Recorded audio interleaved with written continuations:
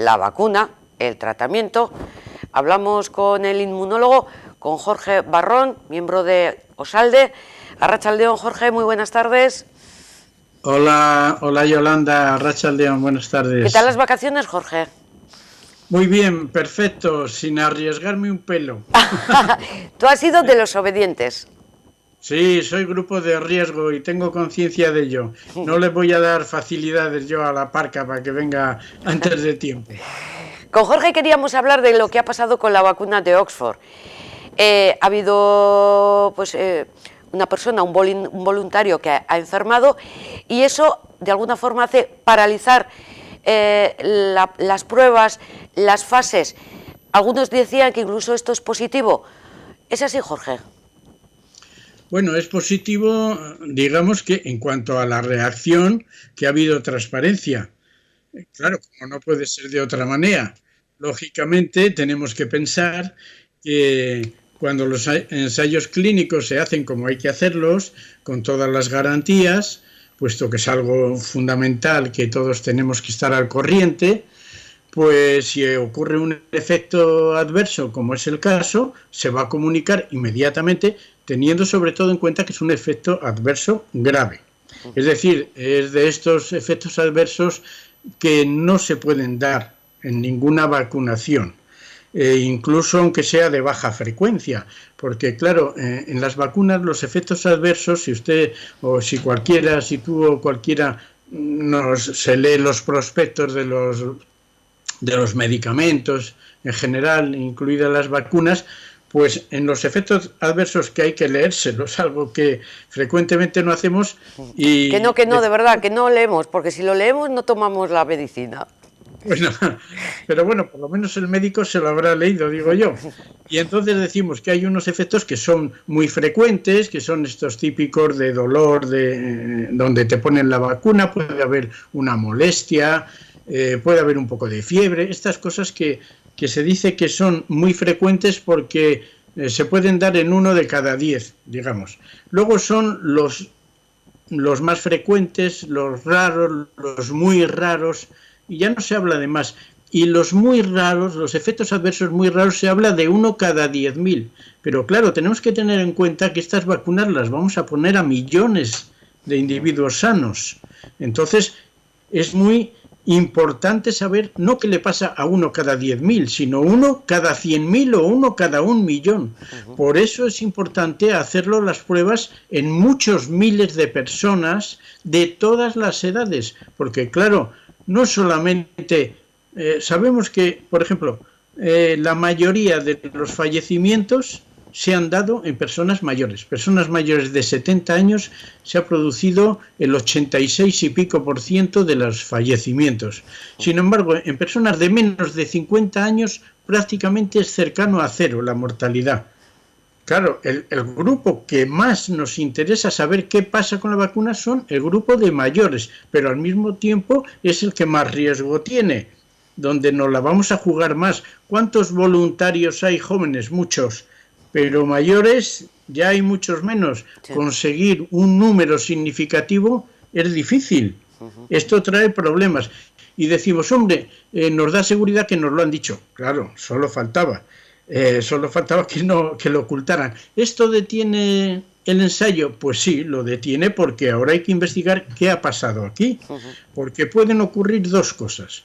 Que la causa de este efecto adverso, que ha sido una mielitis transversa, o sea, una afección de la médula espinal, es una afección grave.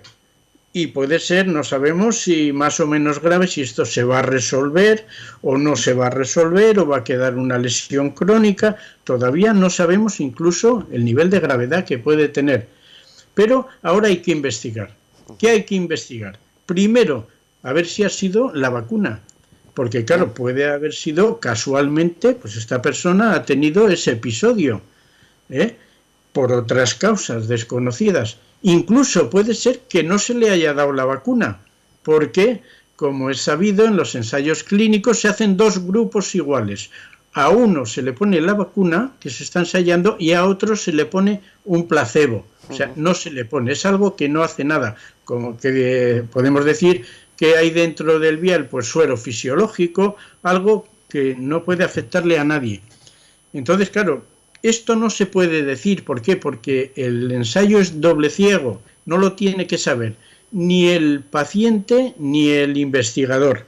No lo tiene que saber ninguno. Pero eso parece trampa. ¿Con qué objetivo en estas pruebas de creación de una vacuna está el tema del placebo? Si no sirve para nada, ¿no? Sí, sirve para comparar, para saber si el efecto ha sido el efecto de la vacuna o ha sido un efecto placebo. Porque claro, si yo te digo, hay miembros en mi propia familia, he hecho el efecto placebo. Cuando la gente abusa de los medicamentos, le dice, bueno, toma esto, que se te va a pasar el dolor, porque pues a lo mejor tienes un dolor y pides analgésicos potentes, que siempre es peligroso. Y entonces le dice, bueno, tómate esto, y con una pastilla de bicarbonato se le ha quitado el dolor. Ese es el efecto placebo.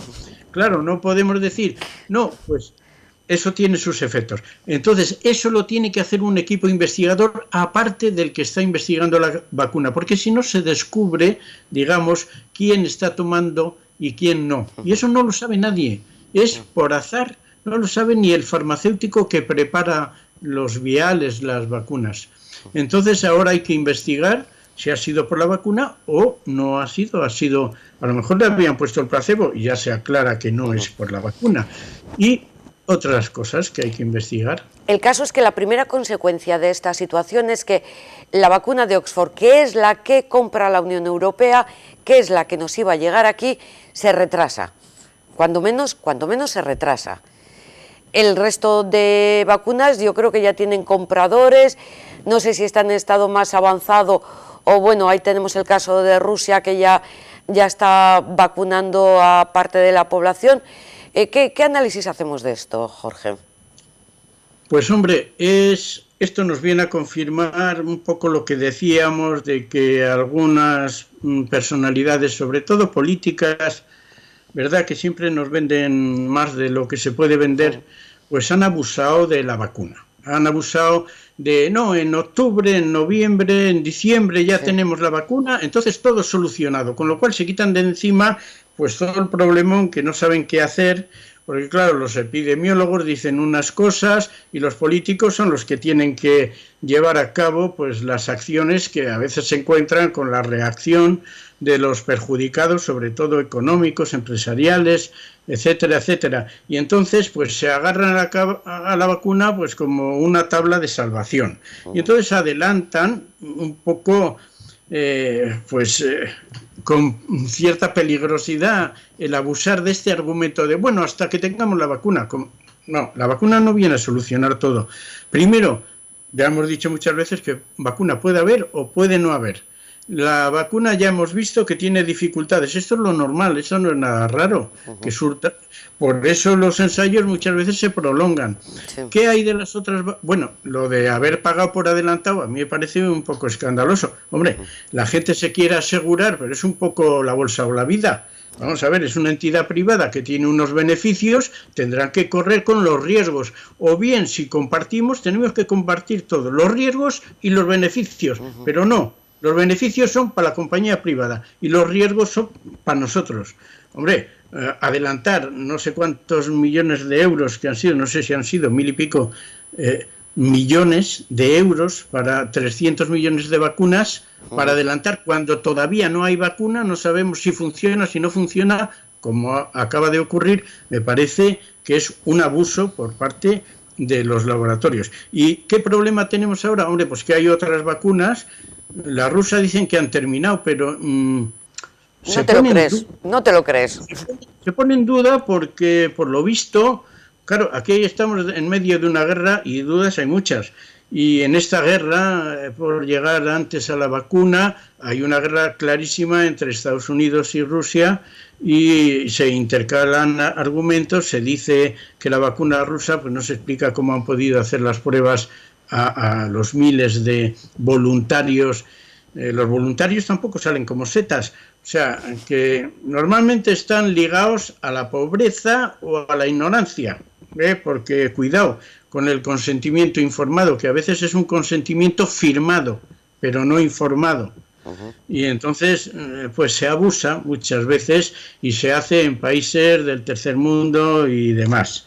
Entonces, pues esto crea un montón de dudas, no sabemos cuál estará lista, y luego estamos hablando de seguridad, pero que no se nos olvide la eficacia, porque dada que hay una pandemia y que no está controlándose, digan lo que digan, ahora mismo pues el control no está funcionando, eso es lo que hay. O los rastreos son insuficientes, pero estamos viendo cómo esto hay transmisión comunitaria descontrolada, con todas sus consecuencias. Entonces, claro, la vacuna es fundamental.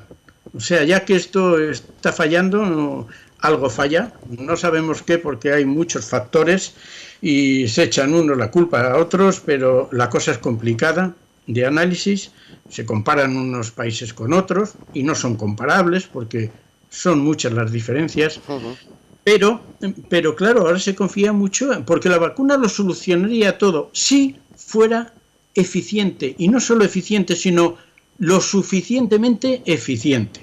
Porque para empezar ya tenemos un grupo de gente que no se va a vacunar. ¿Por qué? Hombre, vamos a llamarles los antivacunas. Unos, esos digamos que es como aparte, pero ahí están, no se van a vacunar. Luego hay otros que no son antivacunas, cuidado, pero que cuestionan mucho, dada la inseguridad, la infodemia, la información, la falta de confianza en las instituciones, porque muchas veces nos mienten, porque abusan de nosotros. Y entonces hay gente escéptica, demasiado escéptica, y dice, bueno, yo un momento, primero que se la pongan y luego ya veremos. O sea, que son prudentes, escépticos. Entonces el 100% no se va a vacunar. Se han hecho algunas encuestas y se ha visto que se va a vacunar como un 68%, se estima según las encuestas. Quiere decir que si tú quieres proteger a toda la población y solo vas a vacunar a un 60 y tantos %, el nivel de eficacia de la vacuna tiene que ser muy alto. Sí. Por encima del 70 al 80%. Porque nos quedaría un 40% sin vacunarse y por lo tanto con posibilidad de positivos y de contagiar al resto. Jorge, ¿estás preocupado porque llegue la temporada de la gripe estacional y todavía no tengamos, que no vamos a tener vacuna anti-COVID? Hombre, es un problema porque el síndrome es parecido y entonces, claro, se pueden acumular los casos clínicos y claro, no queda más remedio, o sea, no podemos estar diciendo hasta que aparezca la vacuna y tal, sino que estamos que ya definir estrategias para manejar una posible coincidencia con la gripe y con otros cuadros respiratorios que son frecuentes al comienzo del frío del invierno, por lo menos en este medio. Y claro que es un motivo de preocupación, sobre todo que va a haber mucho trabajo de los equipos de salud y que los equipos de salud están, como acabamos de ver, están a tope, están agotados y se les puede venir una avalancha, que ya estamos en algunos sitios con más saturación que en otros y lógicamente esto puede ser un problema y si no se corrigen los problemas que tenemos, tanto en los servicios de salud, no en los hospitales ya de camas, UCIs y demás, sino en la atención primaria, que no se ha utilizado como filtro natural que tiene el sistema por sus deficiencias, en la sanidad, que está infradotada totalmente en este país. La sanidad se sigue considerando clásicamente el tema de salud pública, de salud comunitaria, pues era un tema de los ejércitos coloniales, ¿no? Las epidemias que había que vencer, no. Y luego era cosa de rojos, ¿no? Esto hablar de la salud comunitaria y tal. No. Esto, si no protegemos a la comunidad, pues los individuos no basta con tratarles uno a uno en el sistema de atención de la salud.